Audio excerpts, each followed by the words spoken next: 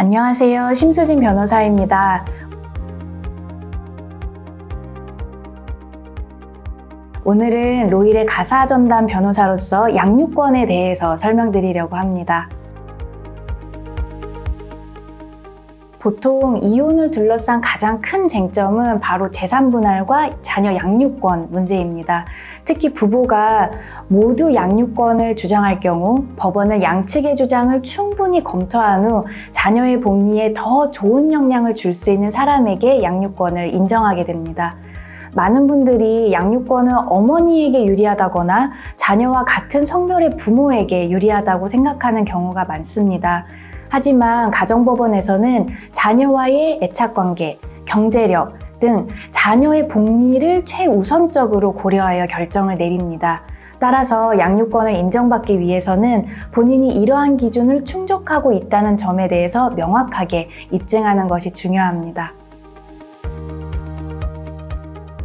친권과 양육권은 분명한 차이가 있습니다. 먼저 친권은 미성년 자녀의 법률 행위를 대리하고 재산을 관리하는 등의 권리와 의무를 의미합니다. 여기에는 자녀의 신분에 관한 결정권과 재산 관리권이 포함됩니다.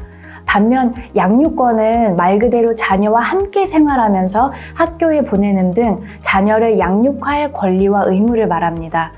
즉, 친권이 보다 법적인 개념이라면 양육권은 실질적으로 자녀를 곁에 두고 자녀의 성장과 발달에 필요한 사항을 결정하는 권리라고 이해하시면 되겠습니다.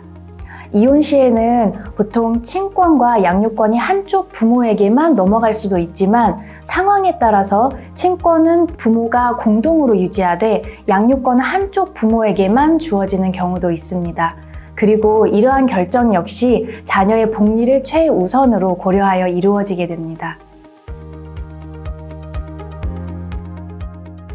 민법 제837조는 이혼 당시 양육에 관한 사항의 협의가 이루어지지 않으면 당사자의 청구에 의하여 가정법원의 결정으로 양육권의 귀속을 결정한다고 정하고 있습니다.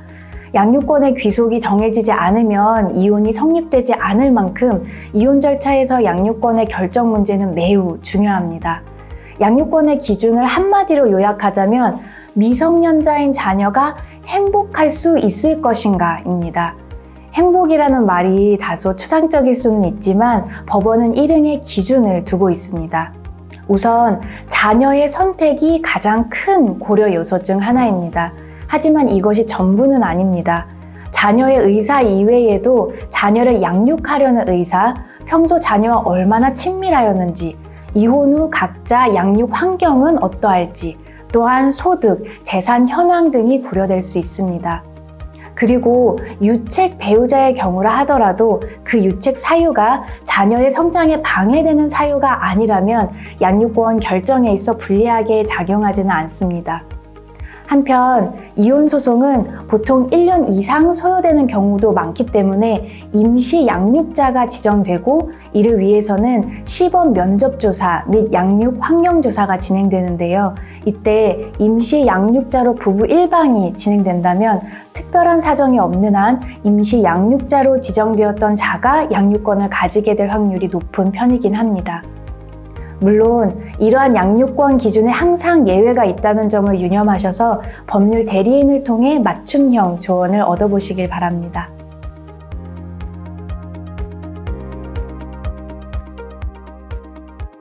아닙니다.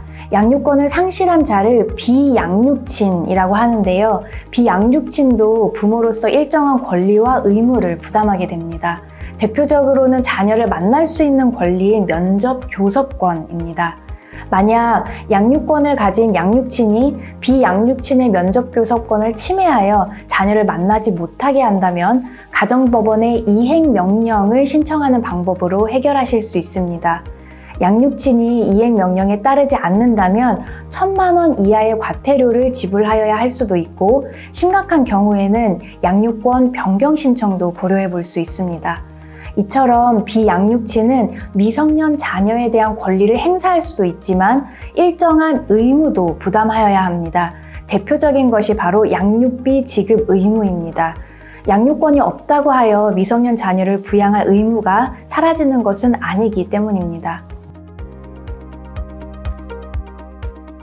가사조사는 주로 가사조사관이 질문을 하고 당사자가 답변을 하는 방식으로 진행됩니다.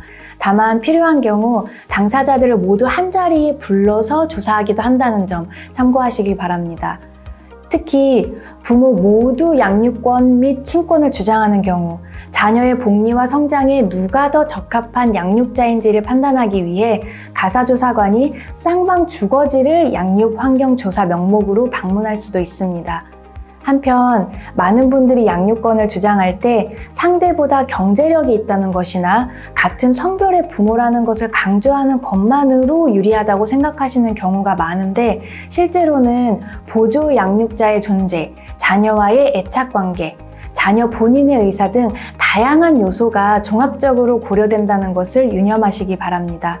따라서 이혼 소송에서 양육권만큼은 반드시 지키고 싶다면 유능하고 경험 많은 변호사와 함께하는 것이 무엇보다 중요합니다. 법무법인 로힐은 풍부한 경험과 전문성을 바탕으로 의뢰인의 상황에 맞는 최선의 해결책을 제시해 드립니다. 양육권 문제로 고민하고 계시다면 주저 말고 법무법인 로힐에 방문하셔서 상담을 받아보시길 바랍니다.